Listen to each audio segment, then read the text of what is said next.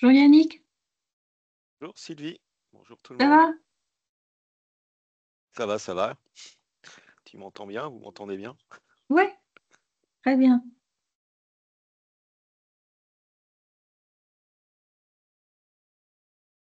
Bon. Et toi, tu vois bien les slides? Ouais, super. Ok, Mm. ok, La date est bonne, merci. on est bien le 10 avril, hein. C'est bon.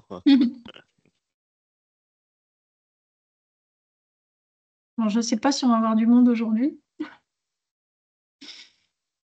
Il y a les vacances et puis on n'a pas fait de relance, donc je sais pas. Je sais pas, on va voir. Déjà, Monsieur Castelli qui est ici.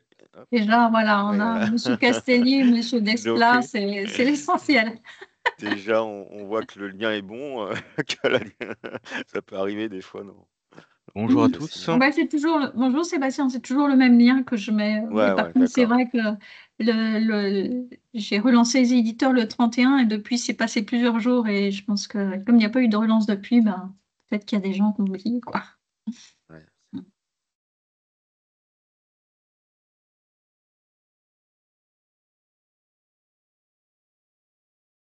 Et Donia qui parle aujourd'hui, Esma, au niveau de la MOA? Ah, j'ai plus Esma. Si, je suis là. Ouais. C'est qui? C'est les deux. C'est Elles sont là Donia toutes les deux. Ouais, c'est qui? C'est Donia qui parlera? Oui, enfin, il n'y a pas Mm. de slide en fait de leur côté, donc elles parleront si. Ah non? Je Non, c'est pensais ce que que je t'ai le dit. premier slide, c'était... Je l'ai repris c'était- de la dernière fois, mais Ah, ok. Bon. Oui, ok.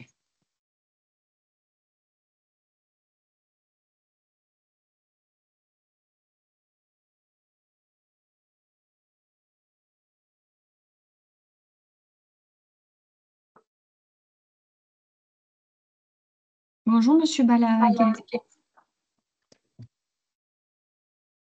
Bonjour.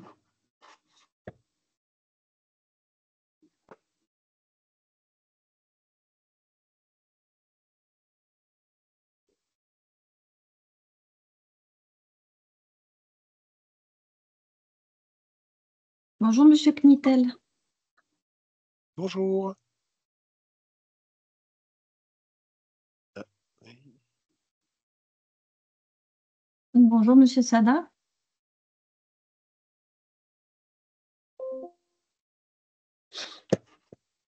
Alors, je vais encore attendre 2 petites minutes. Vous m'entendez? Oui, tout à Oui. fait. Ok. Bonjour. Bonjour, Monsieur Sada. Bonjour.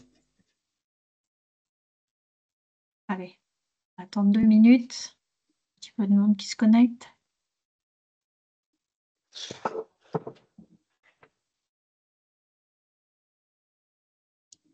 Bonjour à tous.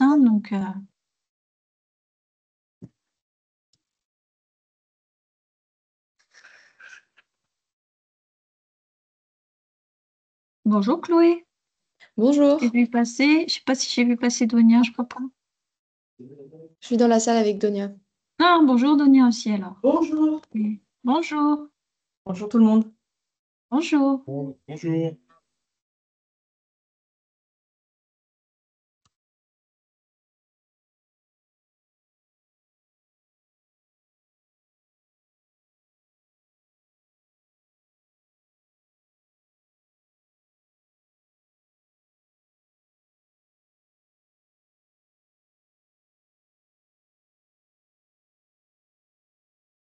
Bonjour à tous. Encore une petite minute et on commence.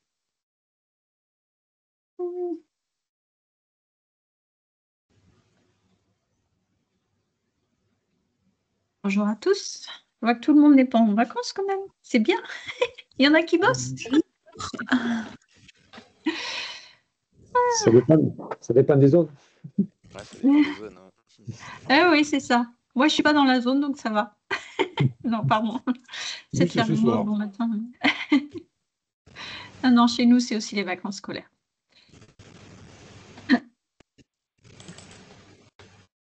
Bon, écoutez, on va commencer, et puis on va laisser tranquillement les gens arriver.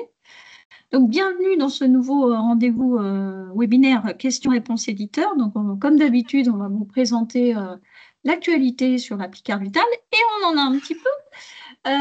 Ensuite, l'accompagnement éditeur, les chiffres de déploiement et puis ensuite, on vous laissera poser vos questions, que ça soit sur le chat, n'hésitez pas, hein, ou alors en prenant la parole.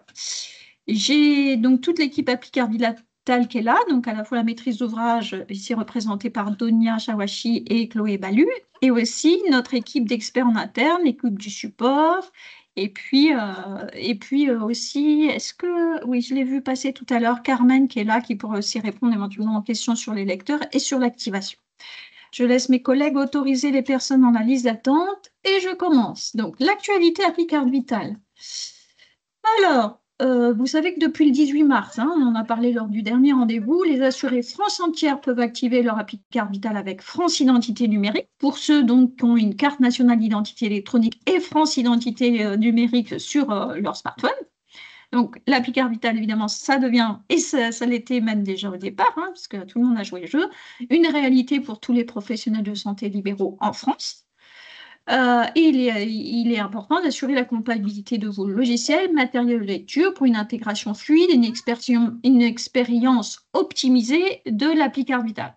C'est vrai qu'on peut avoir des assurés qui ont activé leur appli, qui arrivent chez les PS sont pas prêts, c'est toujours un petit peu frustrant, on fait ça une fois, 2 fois, on ne fait pas ça 3 fois, on se dit ce truc-là, ça ne marche pas. Donc, alors, il y a quelqu'un qui parle, si vous pouvez couper votre micro, merci. Donc, c'est vrai que ça peut être assez déceptif pour les assurés qui présentent leur appli chez des PS qui n'ont pas tout ce qu'il faut pour que ça marche. Donc, on compte sur vous et on sait que vous êtes moteur pour que le déploiement de l'appli Carte Vitale se passe bien. Alors, si on revient sur le planning, et là, je vais parler avec Carmen. Carmen, si tu veux ouvrir ton micro, parce que tu es au cœur de l'activation de l'appli Carte Vitale. Donc, comme je disais tout à l'heure, avec l'appli Carte Vitale V5, on a ouvert France entière à tous les assurés de France entière le parcours d'activation de l'appli Carte Vitale avec la CNIE et la carte d'identité. Et France Identité numérique. On a ouvert aussi à des nouveaux régimes. Et en mai, plutôt fin mai, on va ouvrir à des régions supplémentaires pour ceux qui ne peuvent pas activer leur appli Carte Vitale avec France Identité numérique. C'est-à-dire ceux qui ont encore la vieille carte d'identité comme moi, eh bien, ils vont pouvoir activer leur appli Carte Vitale dans les 23 départements qui sont déjà ouverts, plus ces régions-là.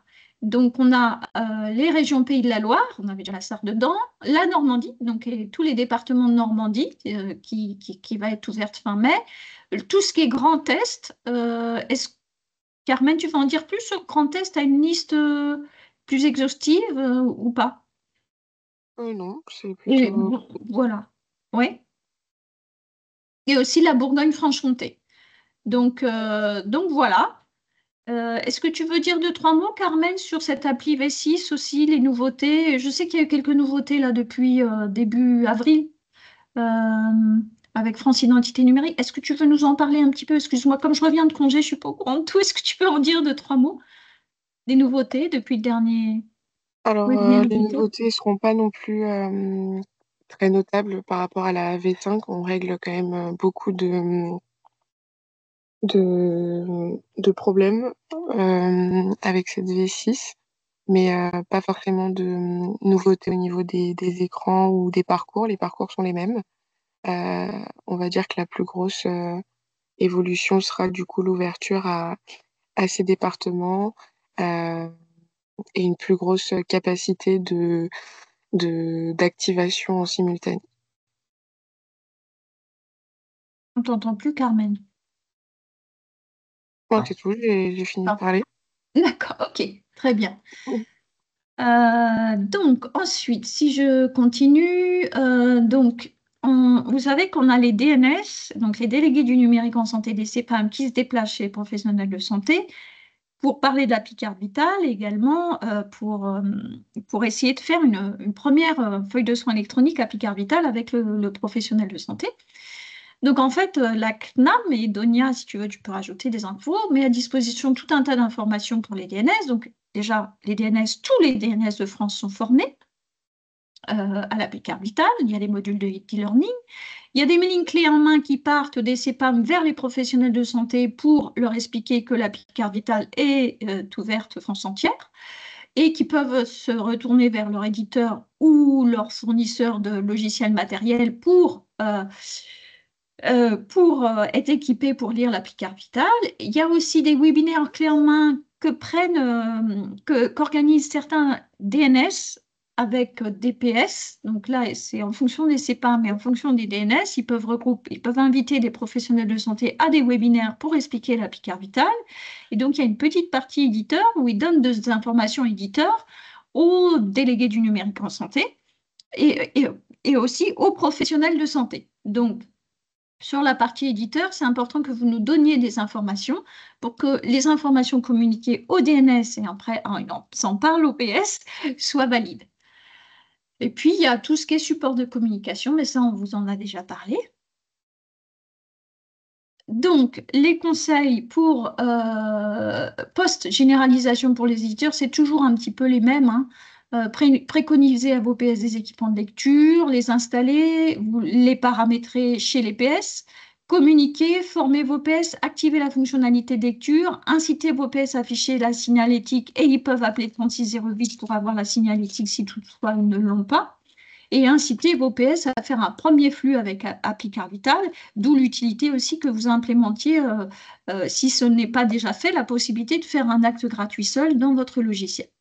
Si besoin, on est là pour vous accompagner. Donc, n'hésitez pas à nous envoyer un mail, à nous téléphoner si vous avez besoin d'un accompagnement, y compris un accompagnement personnalisé. Donc ça, c'était un petit peu les actus, hein, surtout le fait d'ouvrir sur le parcours historique à des nouvelles régions. On a aussi une deuxième grande actualité à vous communiquer. Vous avez dû voir la communication qui a été faite sur le sujet sur les réseaux sociaux.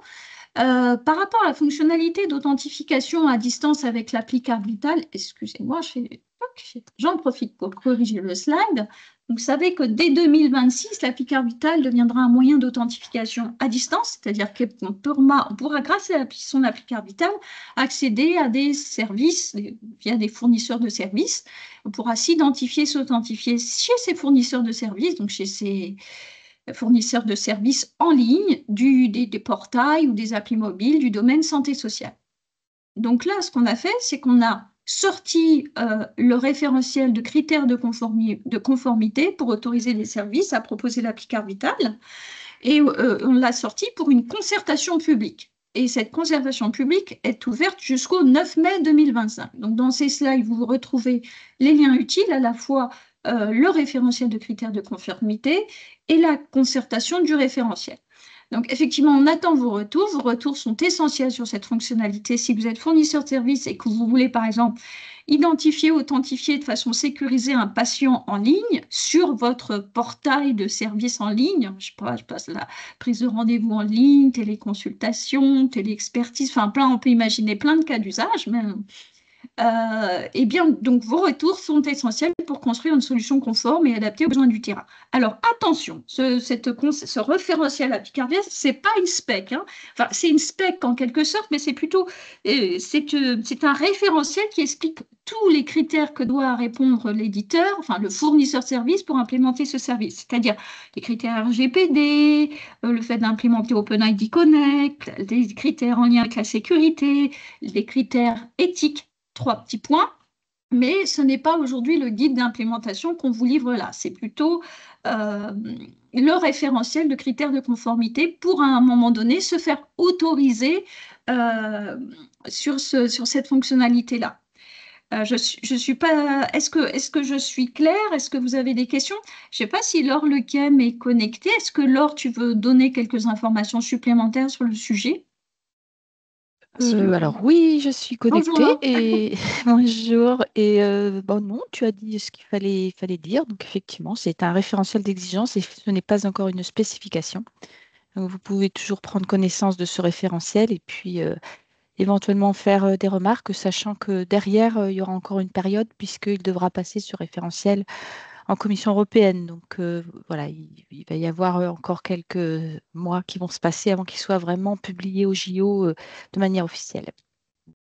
Voilà, donc avis aux fournisseurs de services. N'hésitez pas à nous faire un retour. Merci Laure. Je continue l'accompagnement éditeur. Alors, je vois qu'il y a des questions, je laisse mes collègues répondre. L'accompagnement éditeur, je ne vais pas vous refaire toute la présentation qu'on a fait la dernière fois. Il y a un replay, je ne vais pas tout vous expliquer. Juste 2-3 petites choses, donc 3 points essentiels. Donc, le GIE, ses invités, donc à la fois l'équipe relations industrielles et l'équipe support, centre de service, est là pour vous accompagner pour déployer vos logiciels, vos lecteurs sur le terrain. D'accord. On est dans les conseils, dans l'analyse de vos chiffres, de la récupération des informations sur votre stratégie de déploiement, puisqu'après on la communique, comme je vous disais tout à l'heure, aux DNS qui vont sur le terrain chez vos professionnels de santé. Donc, n'hésitez pas à nous demander des rendez-vous, on peut discuter de tout ça. On accompagne ensuite vos professionnels pour utiliser l'appli Carvital. Si toutefois vous souhaitez qu'il y ait un DNS pour un premier PS qui aille chez un de vos professionnels de santé pour voir comment ça se passe, n'hésitez pas, on peut faire appel à un DNS. On est là aussi pour vous aider à réaliser vos outils de communication vers les professionnels de santé. Par exemple, je suis en ce moment en train d'aider des éditeurs pour réaliser des scripts de vidéos de communication sur l'appli Carvital pour les professionnels de santé. Donc, on peut aussi vous aider à faire des supports de com, plutôt en termes de conseil, hein. On ne met pas à disposition des caméramans pour aller filmer des choses, pour faire de la pub sur vos logiciels, mais plutôt voilà, dans l'écriture de script, dans des conseils qu'on peut vous donner en termes de communication sur l'appli Carvital. Et puis enfin, on est là pour vous assister dans la gestion de vos incidents. Donc, on a ici Sébastien Chartier et Yannick Billon qui sont là et qui sont toujours au rendez-vous pour répondre à vos questions, pour voir vos incidents. Peut-être qu'ils d'ailleurs, et souvent, ils vont vers vous quand ils constatent des anomalies. Est-ce que Sébastien, Yannick veulent dire 2-3 infos sur ce sujet? Les problèmes actuellement qu'on rencontre le plus, c'est sur des QR codes qui sont transmis tronqués. Donc on attire vraiment votre attention sur le fait que le GIE ses invités recommande le paramétrage des lecteurs en mode USB COM et non pas en mode USB HID pour réduire les délais de télétransmission, enfin de communication entre le lecteur et l'ordinateur. Donc ça, c'est important puisque ça peut prendre plusieurs secondes en USB HID alors que c'est très très rapide en USB COM, donc ça va limiter le nombre d'erreurs. Et on travaille sur le fait de pouvoir vous donner les moyens dans le QR code de voir que les données que vous avez récupérées ont été altérées ou tronquées. Donc on vous en dira plus quand on aura avancé sur ce sujet-là. Donc vraiment, là, la majorité des problématiques actuellement rencontrées en production sont vraiment liées à un défaut de paramétrage des lecteurs et ou à des logiciels qui tronquent les données qui reçoivent du lecteur.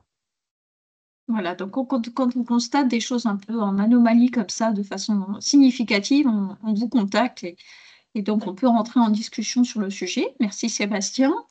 On a aussi 2 formulaires. Alors, on vous embête avec des formulaires à remplir. On avait déjà fait un premier formulaire en vous demandant vos recommandations pour lire les services du numérique. On en a fait un deuxième sur le déploiement logiciel. Alors, pourquoi tout ça, vous allez me dire? Eh bien, parce que tout ça, en fait, on le collecte et on donne ces infos au DNS, aux délégués du numérique en santé, pour qu'ils aillent pas, pour qu'ils soient éclairés quand ils vont voir un PS qu'a tel logiciel. Eh bien, c'est bien qu'ils sachent quel est le matériel de lecture recommandé, comment on peut l'obtenir, et puis qu'ils sachent que dans le logiciel, il faut aller dans tel ou tel menu ou faire la touche F5 ou je ne sais quoi pour lire l'appli Carvital, que la fonctionnalité est bien activée chez le PS, sinon on essayait de faire une FSE, ah bah oui, mais la fonctionnalité n'est pas activée, bon, bah, on ne sait pas pourquoi, comment. Enfin, vous voyez, c'est tout un tas de petites subtilités comme ça qui vont faire qu'au final, le DNS, bah, il ne va pas pouvoir faire sa première FSE, il ne va pas pouvoir montrer correctement que ça marche bien, puis il y a un effet déceptif, voilà, vis-à-vis du PS qui est content de voir un DNS qui va lui expliquer l'affaire. Voilà, je sais que vous mettez en place tout un tas d'outils de communication et de formation, mais c'est bien, les DNS sont un sacré levier de déploiement et du coup, ils ont besoin d'infos. Voilà, donc les infos que vous communiquez à vos PS, à la limite, communiquez-les aussi au DNS. Et nous, on est là via ces questionnaires pour collecter l'info et la donner au DNS. Sachant que ce questionnaire, ces deux questionnaires-là, qui sont là, que vous pouvez trouver sur votre espace privé dans l'espace industriel, vous pouvez les faire évoluer quand vous voulez. Donc voilà. Et nous, régulièrement, on a des rendez-vous avec les DNS de France où on leur dit, ben voilà, tel éditeur, ça y est, il a activé la fonctionnalité France entière. C'est une information super importante pour les DNS. Ou tel éditeur, tel logiciel se présente sur une appli mobile et grâce à l'appli mobile sur le smartphone du BES, on peut flasher le QR code de l'appli Carte Vitale. Ça, c'est bien aussi. Vous voyez, c'est des informations comme ça qu'il faut que vous nous communiquiez pour que les DNS puissent aller sur le terrain. Donc, je compte sur vous pour le remplissage des formulaires. Un dernier petit point pour ceux qui n'auraient pas assisté au replay, aux questions-réponses précédentes. On a fait des replays vraiment focus sur des thématiques particulières, donc n'hésitez pas à les revisiter. On avait fait un focus INS, focus sur la généralisation, focus sur les leviers financiers, focus sur l'INS. Il y aura sûrement d'autres focus, mais voilà, ceux-là, ils vont assez loin dans les explications, donc n'hésitez pas à les revisiter. Je vais vous parler maintenant des chiffres de déploiement. Alors, en ce qui concerne l'activation appli Carte Vitale, il y a un mois, on était ouvert à 23 départements, on avait 707 000 environ assurés qui avaient activé leur appli. Là, on a 916 991 assurés qui ont activé leur appli, sachant que maintenant, on peut l'activer France entière. Donc, on a eu une augmentation significative des assurés qui ont activé leur appli.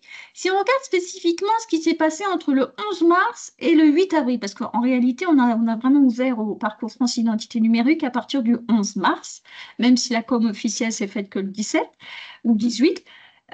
Et on voit surtout la répartition entre l'activation via le parcours France Identité Numérique et aussi le parcours actuel. PVID, c'est le processus de vérification d'identité, c'est le parcours historique, le parcours actuel. Et on voit qu'à peu près 75%, enfin à peu près, des assurés actifent via le parcours France Identité Numérique depuis que c'est possible de le faire. Donc, c'est quand même significatif et c'est bien. Et je pense que les chiffres vont continuer à augmenter. Est-ce que... Oups, ah, pourquoi j'ai ça? Moi, je ne vois plus rien là. Hop, papa, ça ne répond plus. Mon serveur ne répond plus. Vous voyez quand même les slides? Allô? Non, on ne voit plus rien. On On ne voit plus rien. J'ai un problème serveur. Est-ce que, du coup, je ne vois plus rien du tout. Est-ce que Esma, tu peux... Voilà. Ah, ça y est, c'est revenu. Ah, c'est revenu? Ouais, Voilà. c'est... Moi, je ne vois plus rien sur mon écran. Attendez, pardon. Bon, Esma, est-ce que tu peux montrer la suite des slides, s'il te plaît? Oui, je vais partager.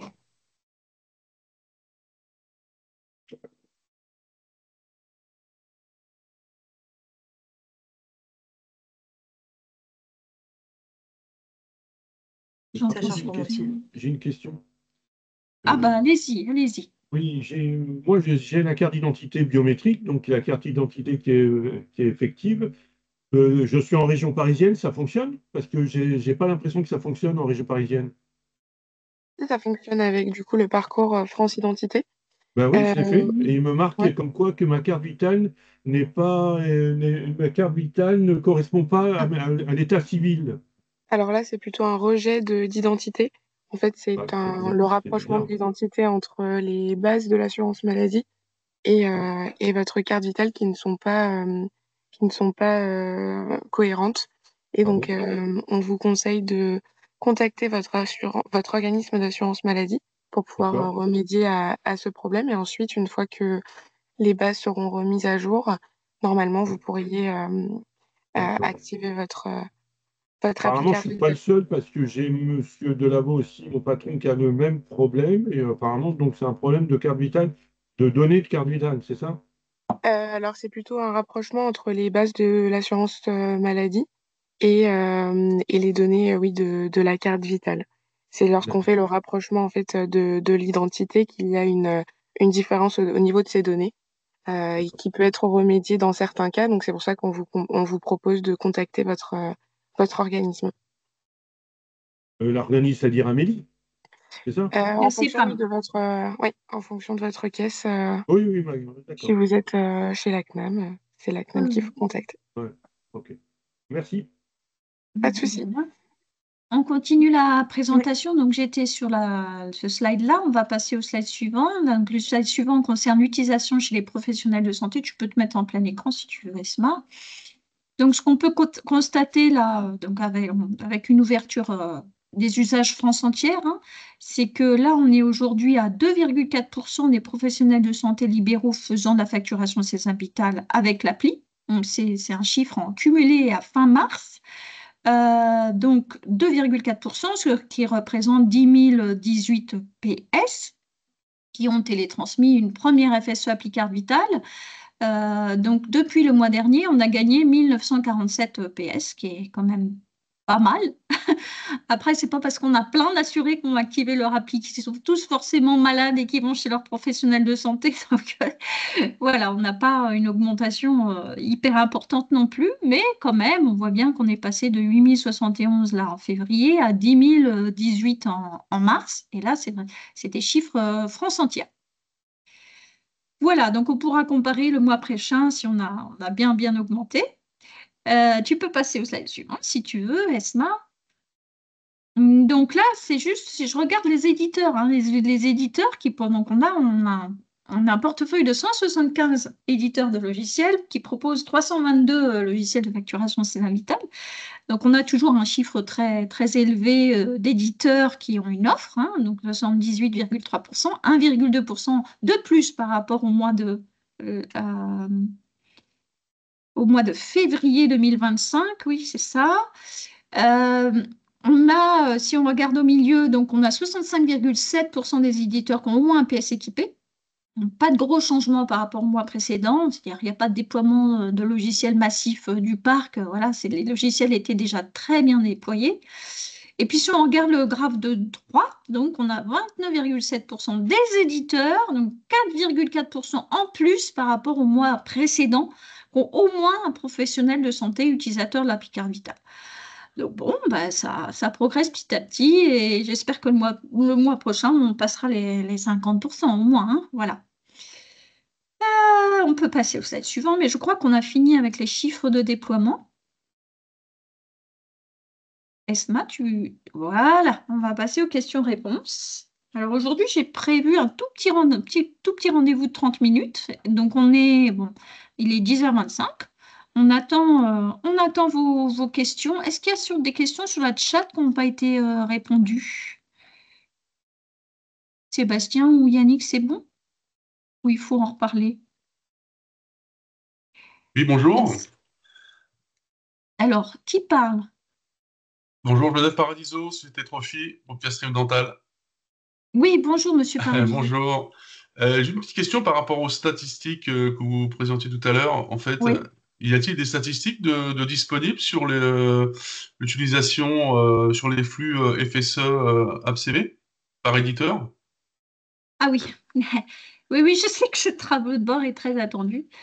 On y travaille. Si vous saviez comment on y travaille, non, mais c'est vrai, c'est un travail phénoménal. Donc, on y travaille et j'espère dans les mois qui viennent, dans le mois qui vient, pouvoir vous les mettre à disposition sur votre espace privé. Voilà. Mais ça demande beaucoup de travail pour nous et on a des petits moyens des fois. Donc, on est obligé de faire avec les moyens qu'on a. Mais oui, j'y travaille depuis des mois déjà. Question suivante, monsieur Oui, Romain. bonjour, Romain Duboc. Je représente le logiciel Calendridel, qui est un logiciel destiné aux infirmiers libéraux. J'ai une petite question, alors qui a peut-être déjà été évoquée par le passé, hein, mais comme nous, on suit le sujet depuis un peu plus récemment, par rapport au nombre de factures signables par le praticien avec l'appli-carte vitale. En production, ce qu'on constate, c'est qu'a priori, il y a une limite de 2, et dans le cadre de l'activité d'infirmiers libéraux qui sont amenés à sécuriser quand même souvent des factures en lot, est-ce qu'une évolution de cette limite est envisagée par la suite? Alors là, je vais laisser notre maîtrise d'ouvrage répondre. Donia, si tu veux répondre sur le sujet, ou Sébastien aussi éventuellement, mais c'est surtout chez Donia que ça se passe, notre maîtrise d'ouvrage. Oui, Sylvie, excuse-moi, on a une petite coupure avec Chloé. On n'a pas tout entendu. Alors, c'était par rapport nous, dans le cadre des infirmiers libéraux qui facturent généralement souvent des suites de soins et qui donc ont plusieurs factures d'un coup à sécuriser. Aujourd'hui, en production, on constate une limite à 2 signatures possibles avec une authentification appli carte vitale. Tout à fait. Est-ce que cette limite est amenée à évoluer ou est-ce que forcément il faudra envisager fonctionner avec le mode de fonctionnement actuel qui nécessite de rescanner le QR code plusieurs fois pour pouvoir signer 2 par 2 les factures? Alors aujourd'hui, il n'y a pas d'évolution en cours sur ce sujet-là. Par contre, on ne se l'interdit pas à l'avenir, mais voilà, il faut continuer sur ce fonctionnement-là. Je ne sais pas s'il va évoluer, D'accord, mais on ne s'interdit pas de faire évoluer tout ce qui est durée de contexte aussi, hein, également. Mais à ce stade, rien n'est en cours. d'accord. Parce que c'est Voilà, vraiment si vous constatez qu'il y a des usages qui ne sont pas du tout adaptés, faites-les remonter via les Voilà. instances représentatives de vos professionnels de santé. Donc là, je ne sais pas, le syndicat des infirmières, par exemple. Quand le syndicat des D'accord. infirmières discute avec la CNAM, c'est des choses qui peuvent être remontées. OK. Oui, c'est Et le du meilleur coup, canal, tout à fait. il y a plus de chances que ça évolue si c'est remonté par vos PS. Voilà, OK. on ne se Sans l'interdit problème. pas. Ça dépendra des remontées du terrain. D'accord, Voilà. pas de souci. Mais écoutez, on prend le point. Merci. D'autres personnes? D'autres questions, si vous voulez? Alors, il n'y a pas d'aide pour les autres branches que les médecins, médecins et pharmaciens. Je suis désolée, on a déjà eu cette question à plusieurs fois de poser. Donc là, c'est pour leur répondre à la question de M. Knitel dans le chat. D'autres questions, Madame Gaudin? Oui, bonjour. Bonjour. Alors, nous, on a des problématiques par rapport au parcours entre les CPE et les CPS en cabinet libéral.